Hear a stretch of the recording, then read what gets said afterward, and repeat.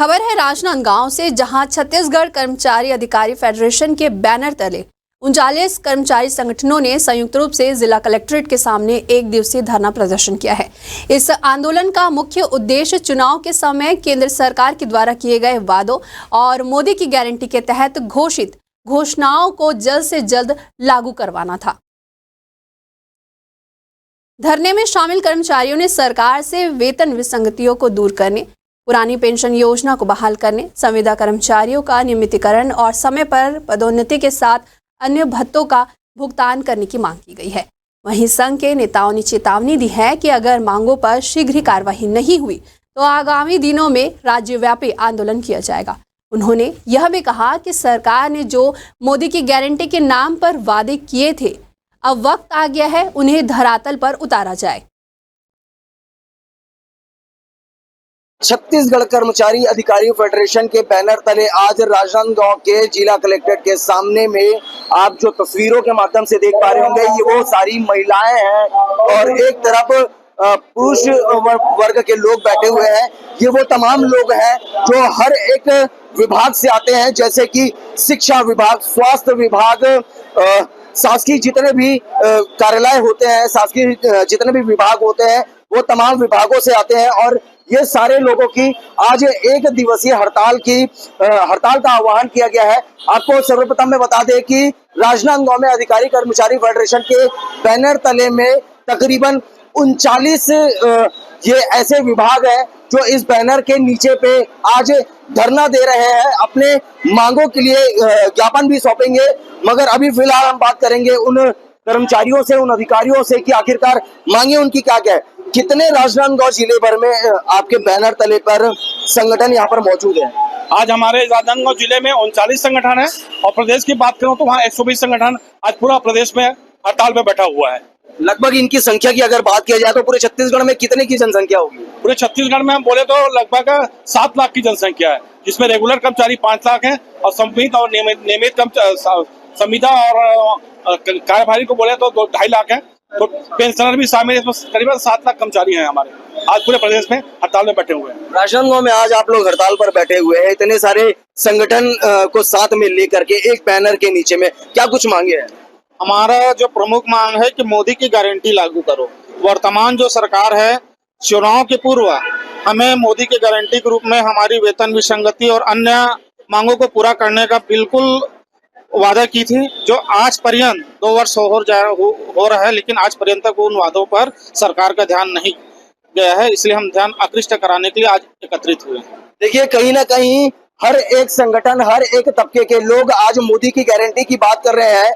भाजपा की सरकार आने के पहले ही देश के प्रधानमंत्री नरेंद्र मोदी के द्वारा कहा गया था कि मोदी की गारंटी के तहत में हर एक लोगों की वो मांगे पूरी कर दी जाएगी। मगर आज सारे लगभग 39 संगठन के लोग यहाँ पर एक अधिकारी कर्मचारी के बैनर तले पर यहाँ पर एक दिवसीय धरना दे रहे हैं और कुछ मांगे हैं जो सरकार बदलने के बाद से अब तक के पूरी नहीं हुई है। मोदी की गारंटी के तहत प्रदेश के समस्त कर्मचारियों की मांगे हैं। समयमान, वेतनमान की मांग है। विशेष रूप से जो अनियमित कर्मचारी है, उन कर्मचारियों को नियमित करने के लिए शासन ने कहा था। सहायक शिक्षक पर नियुक्ति, सहायक पशु चिकित्सा और इन सबको प्रति समानमान, वेतनमान जैसे आदेश सरकार ने जारी नहीं किए हैं। और ये कहें कि हम जुलाई 2019 से सरकार ने कहा था मोदी की गारंटी के तहत समस्त कर्मचारियों को उनके महंगाई भत्ते की जो राशि है उनके जीपीएफ खाते में डाल दी जाएगी। इससे कर्मचारी अधिकारी को बहुत बड़ी आर्थिक हानि उठानी पड़ी है। हम सरकार से मांग करते हैं कि हमारे कर्मचारियों को जो आर्थिक शोषण हो रहा है उसको तत्काल बंद करे और हमारी 11 सूत्री मांग है उसको तत्काल उस पर कार्रवाई करे। अन्यथा ये कर्मचारी संगठन आने वाले समय में और बड़े रूप पर प्रदर्शन धरना करेगा। क्यों नहीं कर पा रही सरकार आप लोगों की मांगे पूरी?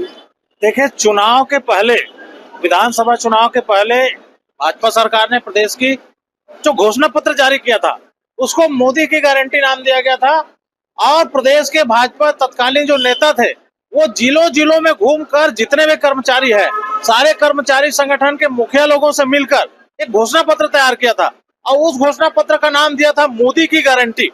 और आज लगभग 1.5 साल हो गया सरकार को चुनाव जीते, हम कर्मचारियों की बातें सरकार जरा भी नहीं सुन रही है। कोई भी कर्मचारी हो, ना तो उसको समय में वेतनमान दिया जा रहा है, ना ही उसकी क्रमोन्नति उसको दिया जा रहा है, ना ही उसको पदोन्नति दिया जा रहा है। ऊपर से कर्मचारियों को समय समय पे नए नए आदेश जारी करके प्रताड़ित किया जा रहा है। प्रदेश के लगभग 7 लाख कर्मचारी आज सरकार को एक अल्टीमेटम देते हुए 1 दिवसीय हड़ताल सभी जिला मुख्यालयों में हम कर रहे हैं। और सरकार यदि जल्द नहीं मानेगी, कर्मचारियों से बैठकर इसका समाधान नहीं निकालेगी, मांगे पूर्ति नहीं करेगी, तो आने वाले दिनों में चपरासी से लेकर डिप्टी कलेक्टर तक, बाबू से लेकर अधिकारी तक, कर्मचारी तक, मंत्रालय तक, सारे कर्मचारी हड़ताल में चले जाएंगे, अनिश्चितकालीन आंदोलन में चले जाएंगे। पूरा काम ठप हो जाएगा, क्योंकि प्रदेश और देश को कोई चला रहा है तो मंत्री नहीं चला रहे हैं, अधिकारी और कर्मचारी चला रहे हैं। हमारा जो हाथ है वही काम कर रहा है और हम कर्मचारियों को आज जो है झूठ पे झूठ सरकार बोला जा रहा है। मोदी की गारंटी लागू नहीं की जा रही है। मोदी जैसे व्यक्ति को ये लोग उसका नाम आगे करके बदनाम कर रहे हैं। तो हमारी मांग है सरकार हमारी कर्मचारियों की मांगों को सुने, अन्यथा हम सख्त सरकार को चेतावनी देते हैं, हम अनिश्चितकालीन आंदोलन में चले जाएंगे। जाके छत्तीसगढ़ के विधानसभा अध्यक्ष डॉक्टर रमन सिंह को राज्यपाल का दर्जा दे दिया गया है, मध्य प्रदेश के राज्यपाल का।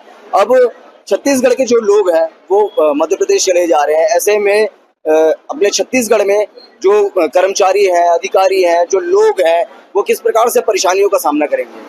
ये तो बात सही है कि जब तक चाऊ वाले बाबा थे तो छत्तीसगढ़ को आस बनी थी और हम पे पूरा विश्वास था। मगर मध्य प्रदेश जाने से भी हमको विश्वास है हमारे चाऊ वाले बाबा डॉक्टर रमन सिंह जी हमारे छत्तीसगढ़ का विशेष ख्याल रखेंगे, ऐसी उम्मीद करता हूँ और उनका आशीर्वाद हमेशा मिलता रहा है। तो जब तक मुख्यमंत्री थे तो हमें ज्यादा इतनी भटकने की जरूरत नहीं पड़ी थी। मगर अभी ये स्थिति पता नहीं साइंस सरकार में ऐसा क्यों हो रहा है, इसमें IAS लॉबी हावी हो गई है, इसमें कर्मचारी प्रताड़ित हो रहे हैं, ये अच्छी बात नहीं है। हमारे माननीय राज्यपाल या माननीय विधानसभा अध्यक्ष महोदय से मैं कहना चाहूंगा कि आप मध्य प्रदेश जा रहे हैं, ऐसे सुनने में आ रहा है, कंफर्म नहीं है। अगर जा रहे हैं तो छत्तीसगढ़ का ख्याल रखेंगे महोदय और हमारी मांगों को पूरा करने का प्रयास करेंगे।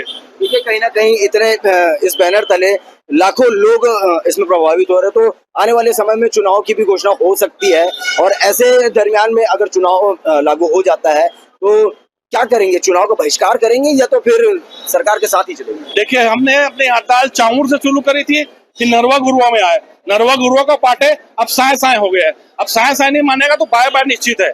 अभी देखिए राजनांदगांव का चुनाव भी होने वाला है, सुन रहा हूँ विधानसभा का, डॉक्टर साहब राज्यपाल बनेंगे तो सीट खाली होगी, यहाँ किसी किसी को सीट दिया जाएगा। तो नरवा गुरुआ चावल से चालू हुआ, नरवा गुरुआ आया, नरवा गुरुआ को कर्मचारी ने पाटा, अब नरवा गुरुआ पटा तो अब आया साए साए। अब साए साए को बाय बाय करने के लिए हम कर्मचारी तैयार है। अगर हमारी मांगे पूरी नहीं होती तो राजनांदगांव विधानसभा बहुत ही माइनस में जाएगा उनके लिए। ये तय है। जा सकता है कि चुनाव का बहिष्कार कर दिया जाए। चुनाव के बहिष्कार नहीं करेंगे, मगर वही कह सकते हैं कि कर्मचारी बहुत ही प्रताड़ित हैं और बहुत नाराजगी व्यक्त करेंगे। हम बहिष्कार कभी नहीं करेंगे चुनाव का। निर्वाचन आयोग का हम सदा सम्मान करते आएंगे, मगर परिणाम क्या होगा हम नहीं बता सकते। देखिए कहीं ना कहीं अब ये सोचने का विषय है कि आखिरकार सरकार बदले लगभग 1 से 1.5 वर्ष हो चुके हैं और उसके बावजूद भी अधिकारी कर्मचारी के जो लोग हैं, ये सारे लोगों की मांगे जो है अब तक पूरी नहीं की हुई है। और वहीं इस बैनर तले तकरीबन 11 से 15 सूत्री मांगों को लेकर के आज राजनांदगांव के जिला कलेक्ट्रेट के सामने में 1 दिवसीय धरना प्रदर्शन का आह्वान किया है और साथ ही आगामी समय में बड़े प्रदर्शन के लिए चेतावनी भी दी गई है। कैमरा पर्सन आकाश गंजीर के साथ India town news, Saurabh Tamrakar, Rajnandgaon.